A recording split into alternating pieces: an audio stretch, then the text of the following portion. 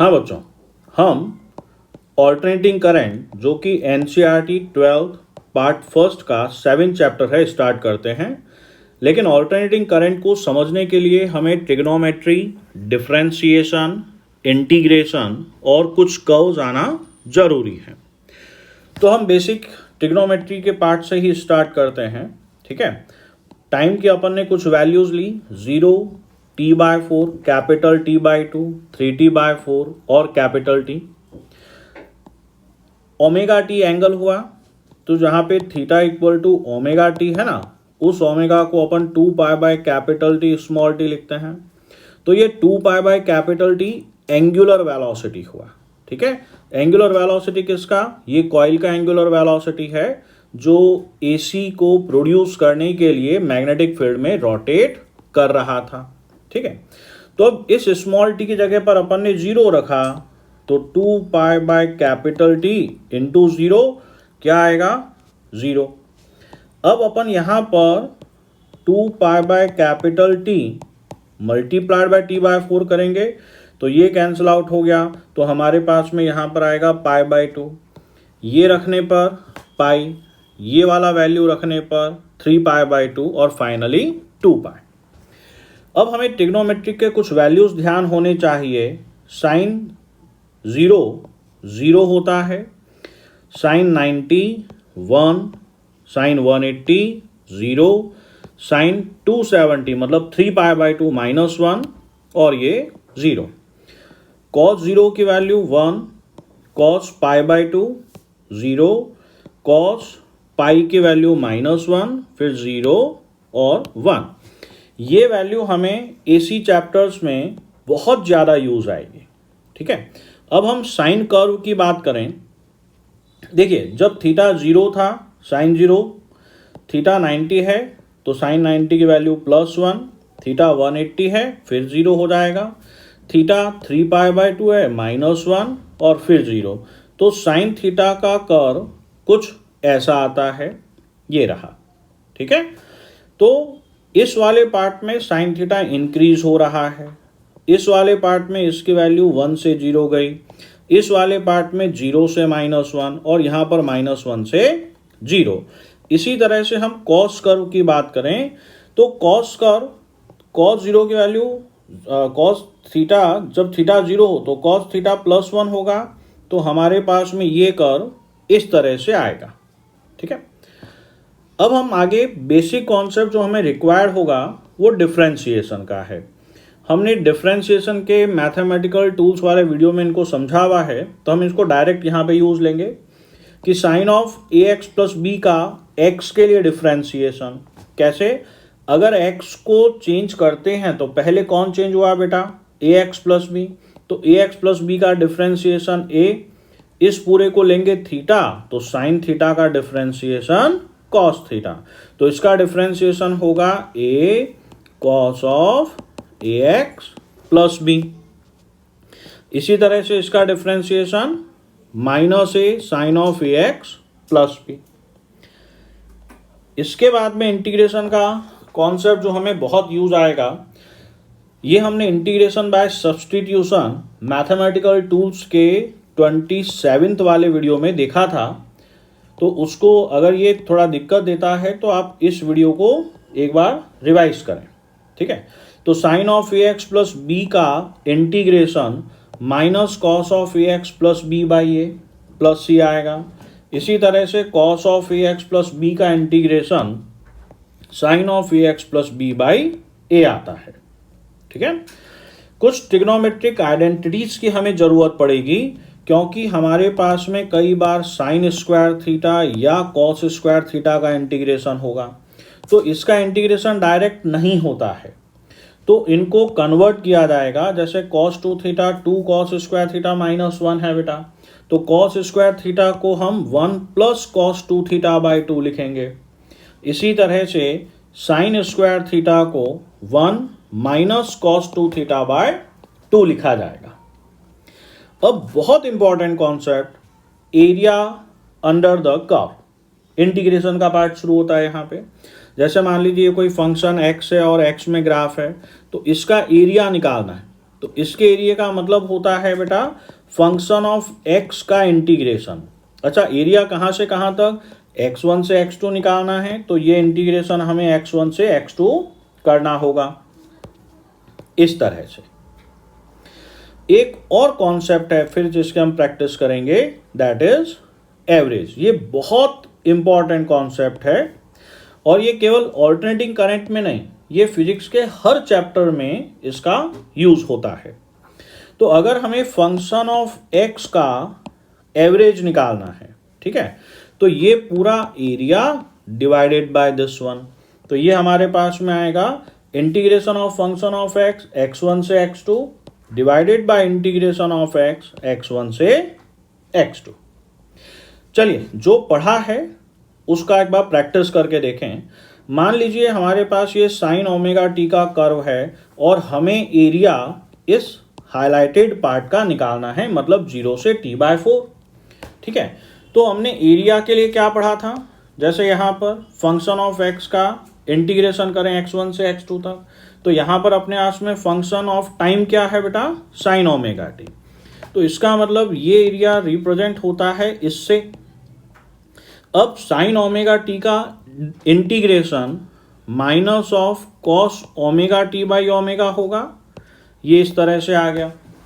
अब ये -1 और ये ओमेगा तो कांस्टेंट है, इसको हम बाहर लेंगे, बराबर कॉस इस वाले ओमेगा को हमने 2π/T स्मॉल टी रखा, फिर हम 0 से t/4 लेंगे इंटीग्रेशन, ये वाला स्टेप आया। अब इस स्मॉल टी की जगह एक बार अपर लिमिट और फिर एक बार लोअर लिमिट।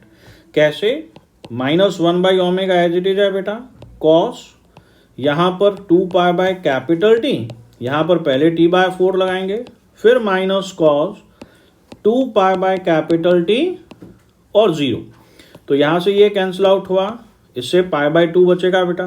तो हमारे पास में ये स्टेप आया। अब cos π/2, cos 90 दैट इज 0 और cos 0 1 होता है, तो ये माइनस और ये माइनस मल्टीप्लाई हो गया, तो हमारे पास बचा 1/ω। ओके, तो व्हाट इज ओमेगा, ओमेगा हम जानते हैं बच्चे 2π/T, तो हमारा ये इंटीग्रेशन हो गया कैपिटल T/2π। एक बार और रिवाइज करते हैं। मान लीजिए हमें इस एरिया का मतलब ये एरिया फाइंड आउट करना है, तो अब हमारे पास integration sine omega t dt का 0 से कैपिटल T/2 के लिए करेंगे बेटा, तो इसका इंटीग्रेशन क्या आएगा, माइनस कॉस ओमेगा T/ω और लिमिट्स कहाँ से कहाँ तक, 0 से t/2। तो अब हमारे पास में ये वाला पार्ट रहा, अगेन -1/ω बाहर आ जाएगा, कांस्टेंट है।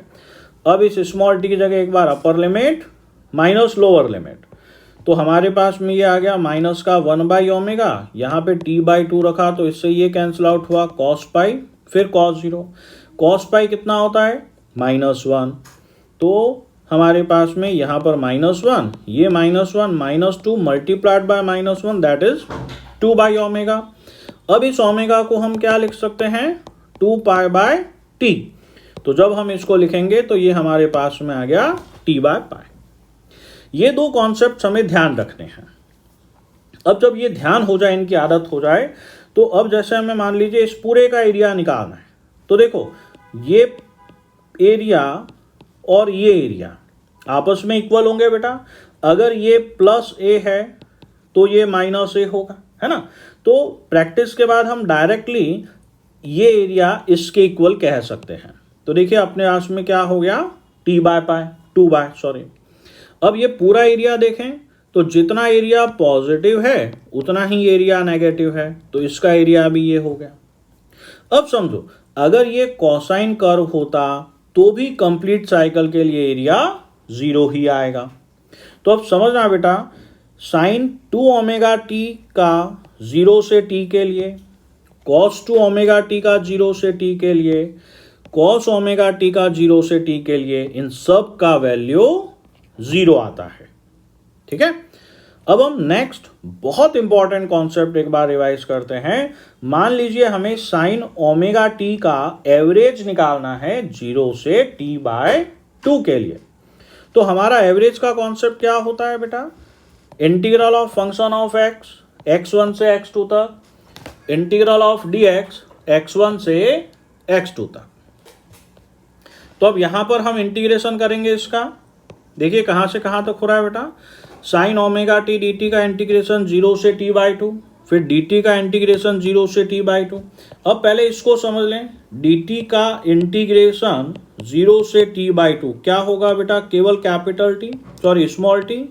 अब इसमें लिमिट्स अप्लाई करेंगे तो t/2 माइनस 0 तो क्या आया t/2, मतलब इस डिनोमिनेटर का इंटीग्रेशन t/2 आएगा तो ये वहां से 2/t हो जाएगा।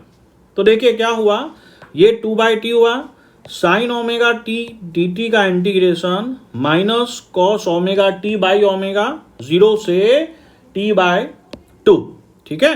तो इस ओमेगा को क्या लिखेंगे, -2/t ओमेगा, ठीक है।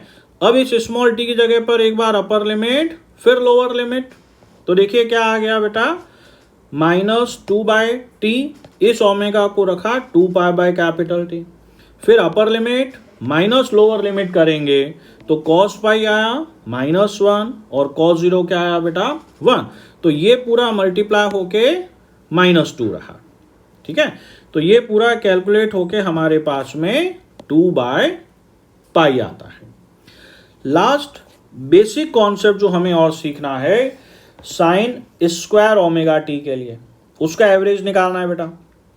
तो अब यहाँ पे पहले तो एवरेज का कॉन्सेप्ट लगाएंगे इस तरह से।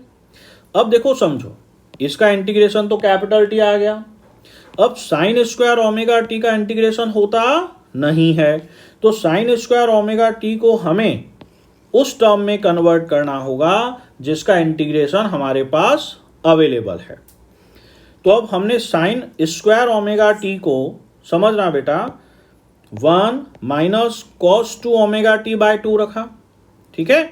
यहां से ये 2 बाहर आ जाएगा तो क्या बचा देखो 1/2t, इस 1 के लिए ये इंटीग्रेशन का पार्ट और इस cos 2 ओमेगा टी के लिए ये इंटीग्रेशन का पार्ट रहा, बराबर है। अब इस dt का इंटीग्रेशन तो हो गया स्मॉल टी, फिर 0 से कैपिटल टी लेंगे तो ये पूरे का आंसर आएगा कैपिटल टी।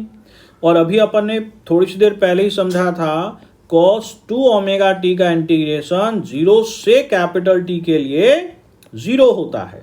तो अब हमें यहाँ पे क्या मालूम पड़ा बेटा, आप इसको पूरा भी सॉल्व करेंगे तो भी 0 आएगा, तो ये 1/2 ओमेगा बाहर आ गया। अब आगे देखिए बेटा आपने क्या किया, ये 1/2t as it is, t as it is 1/2 omega, इस ओमेगा को जब 2π/t लिखेंगे तो ये 4π/t इंटू स्मॉल टी, तो ये कितना हो गया, ये ऐसा आएगा साइन 4π माइनस साइन 0, साइन 4π भी 0 होता है, ये भी 0, तो ये पूरा ही 0 हुआ। तो आगे हमें कभी भी अगर ये टर्म आ जाए कि cos 2 omega t d t का 0 से t के लिए इंटीग्रेशन, अपन उसको डायरेक्ट 0 लिख देंगे, तो यहाँ पे इन दोनों से ये कैंसिल आउट हो गया और फाइनल आंसर अपने पास में आया बेटा 1/2। इसका मतलब ये रहा कि साइन स्क्वायर ओमेगा टी का एवरेज 0 से कैपिटल टी और कॉस स्क्वायर ओमेगा टी का एवरेज 0 से कैपिटल टी के लिए 1/2 होता है। ये बहुत ही इंपॉर्टेंट कॉन्सेप्ट है जो हमें डायरेक्ट यूज लेना होगा। राधे राधे।